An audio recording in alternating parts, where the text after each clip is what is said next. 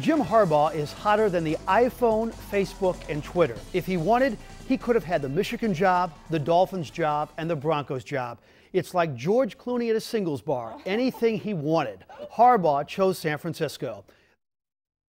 2/3 of the Earth's surface is covered by water, the other third by Jim Edmonds. And today the Cardinals announced they've agreed to terms on a minor league contract and an invite to the Major League training camp. Frank is angry tonight at NFL players. They are not being kind, Mike. There's no doubt about it. Well, it's bad enough. The NFL Players Association played a major role in the NFL shutting down. Now they're trying to sabotage the draft. They've already contacted 17 top prospects, telling them to not go to New York City for the draft during this lockout. Now, come on, fellas. Why deny these kids a chance of a lifelong dream, wearing a custom suit, shaking hands with the commissioner, and being on national TV? What do you want to do next? Tell them they can't celebrate Easter? Is the 4th of July okay? Now, one of these prospects is Blaine Gabbert from Baldwin.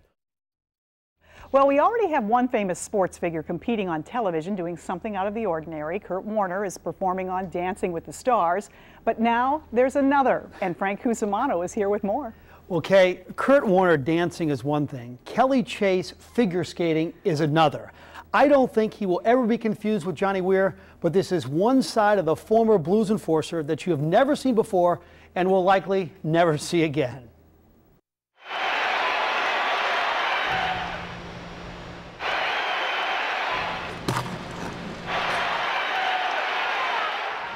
The contrast is so incredible that you can't help but stare when you see one of the most rugged hockey players to ever don a blue sweater now training to be a figure skater. I thought it was a practical joke. Legs up.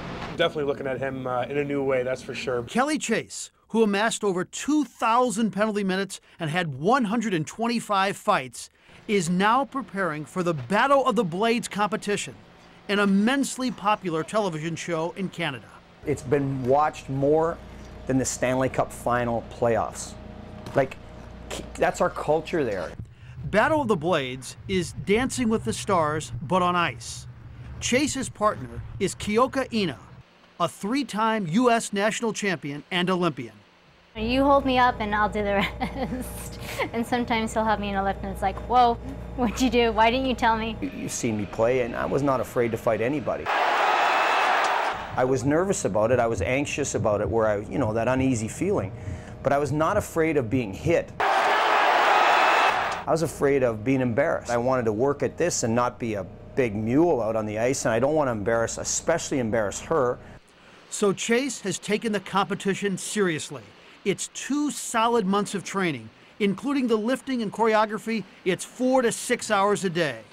He swings her, he hoists her, he carries her and flips her. And Kelly Chase hasn't had a beer and has lost about 50 pounds during the training period. Because everyone keeps telling me how much weight he's lost. So She kind of looks at me like, how fat were you anyway? Like, God. Chase does seem to be having a great time, but there is the ribbing he will take, particularly about the possible outfits. The only thing I hope he's not wearing is the tights. As loose as possible, because the tighter it gets, I think people are going to be turning their TV off. So, oh, I can't even picture that, actually. But if any of the NHL guys give me a hard time, I laugh with them about it. And then I immediately text message their phone number to the producer of the show and say, hey, these guys are interested in doing it. Well, the competition begins Sunday. The longer Chase stays alive in the competition, the more money he raises for his charity, Children's Hospital of Saskatchewan. Chase did say that Hall of Famer Brett Hall has called with musical suggestions for his routine. I can only imagine. Has he ever dropped her? No. In fact, it's amazing how good he's been in this practice session. Now, it's going to be for Rio and on national television on Sunday. And by the way, he says no sequin outfits for him. Well, you have to be in good shape to do that. So, all right, we'll hear more about it. Thank you, Frank. Confession. If my fantasy football team, the Stallions, win a game, my outlook on life changes. The air smells better, the food is tastier, and my wife is more attractive. Fantasy football has become an addiction for many sports fans in our country. Fantasy football is everywhere. Sports Illustrated, CBS, USA Today, ESPN. There are 20 million fantasy football players with teams nationwide in a $2 billion industry. It all starts with the draft. Welcome to the 2010 draft. With the 5th pick in the draft, the Stallions take Ray Rice. Ooh, yeah! The draft is absolutely crucial. If you find yourself spending too much time eating and not concentrating, oh my gosh, great meat, great meat. Well, you're going to have a bad team. Whew. Smack is talked often. I've made the playoffs every year, so I'm doing something right. Each week you play a different opponent. If your players have better statistics, then you win the game. But you have to keep up. Find out who's hurt and who's hot. And some are quite passionate. I wake up every morning over breakfast and coffee. I'd say I look at it for at least an hour and a half, 2 hours. Fantasy sports is just taken over like crazy, and you know, it's from sea to shining sea, from coast to coast, border to border. You know, we get them from all walks each and every day. Kyle Elfrink and Kay Adams host a national radio show on fantasy sports on Sirius Satellite Radio every day for 3 hours. It's part of a 24-hour fantasy sports network. People call in from all over asking the host who they should play. My question is simply the flex spot. I mean, I think I should use a running back. You know, we've only been doing it for a couple of months since the summer, and you know, just on Facebook, I have 3,000 loyal fans who are constantly on there writing questions, asking who they should start in their lineups, who they should sit. Now, I find that even as a host of this and talking this each and every day, my listeners are still 2.5 times more into it and really crazed about it than I am. The NFL players know about it too. They are asked about fantasy football in public. And recently, I had to give Josh Brown some bad news. I was dropping him from my Italian Stallion roster on my fantasy football league team. You've been a loyal player and a good one, but we made a move and we're going to go with it. I just want you to know I appreciate everything you've done for our ball club. Well, we need to reconsider, because I've always wanted to be a Stallion. I want to continue to be a Stallion for Frank. Well, I'll talk to your agent and we'll keep in touch. I just appreciate the consideration. Thanks, man. He's a good man. He took it well. Your wife's on the phone. She wants to talk.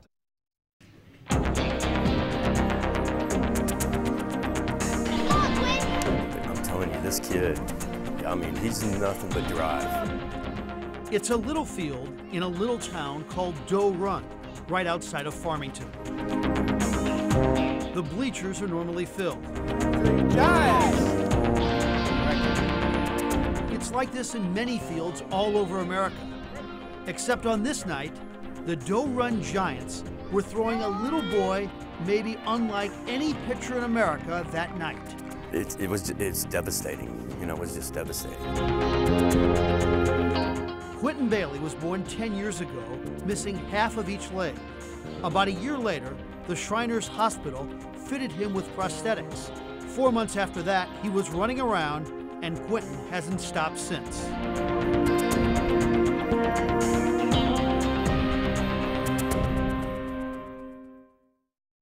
It was supposed to take many months for him to learn how to walk, and we spent every day just getting him up and holding on to his hands, just like you would with any other toddler that's just learning how to walk. And we just did that with him constantly and just taught him step by step how to do things when he can't feel his feet.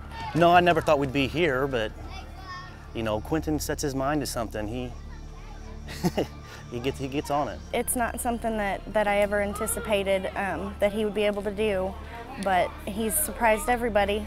I think we're just all the same. We're all good.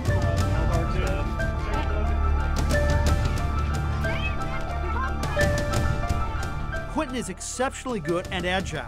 He handles his first base position with grace. There's a reason why he was selected to the All-Star team, just like his hero in the big leagues. Albert. Quentin is also a pitcher. Imagine trying to throw a ball over the plate as hard as you can while on 2-foot-high stilts. Late in the season, he's been our best pitcher. He doesn't throw extremely hard, but he throws strikes, and that's what we need in this league.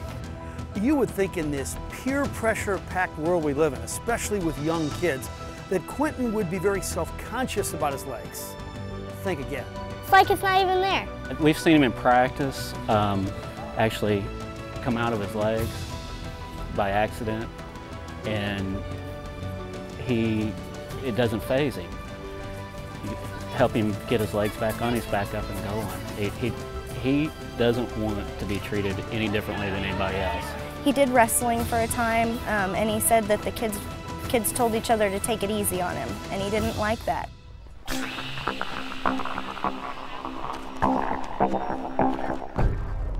But it's all baseball now. After every game, he has to soak his limbs for 30 minutes because of the pain. And his family is there to support his dream. The way we play catch with him is we throw it just a little bit out of his reach. Just a little bit out of his reach every time. Nathan does the same thing with him. We just throw it a little bit out of his reach. And before you realize it, he's making the catch. He adapts. What do you want to do with your baseball career? I want to go to Major Leagues. How could you bet against Quentin Bailey? People have in the past, and those people were wrong. He's just a wonderful kid.